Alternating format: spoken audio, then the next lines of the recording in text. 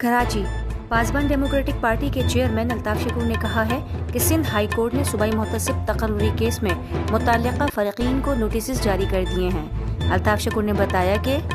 آج پاسبان democratic party نے سندھ کے وزیر اعلیٰ نے اختیارات صوبائی محتسب مقرر کرنے کے اپنے ہاتھ میں لے لیے ہیں۔ اس سے پہلے مرکز اپوائنٹ کرتا تھا محتسب کو،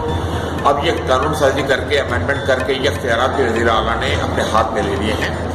پاسبان نے اس کو چیلنج کیا ہے کیونکہ وزیر اعلیٰ کا اپوائنٹ کیا ہوا صوبائی محتسب وزیر اعلیٰ کا یا ایگزیکٹو کا کس طرح انتخاب کر سکتا ہے؟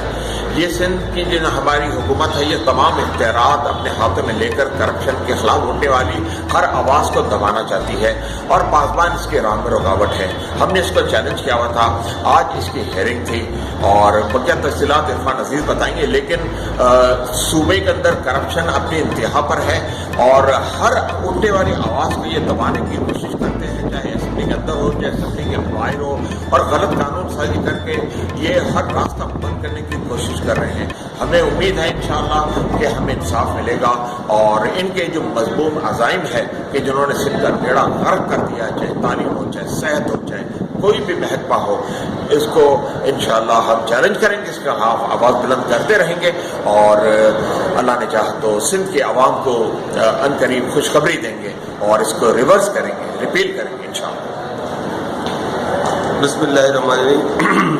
آج ہم نے آئی کی درخواست دائر کی ہے وزیر اعلیٰ کے اقدام کے خلاف، کیونکہ 18ویں ترمیم کو انہوں نے ناجائز استعمال کرتے ہوئے یہ جو اقدام کیا یہ بدنیتی پر مبنی ہے، کیونکہ اپنے ہی ایلیگیشن میں اپنا ہی آدمی جج نہیں ہو سکتا۔ یہ قانون کا پرنسپل ہے کہ nobody can be cause in his own, nobody can be جج ان ہز اون کاز۔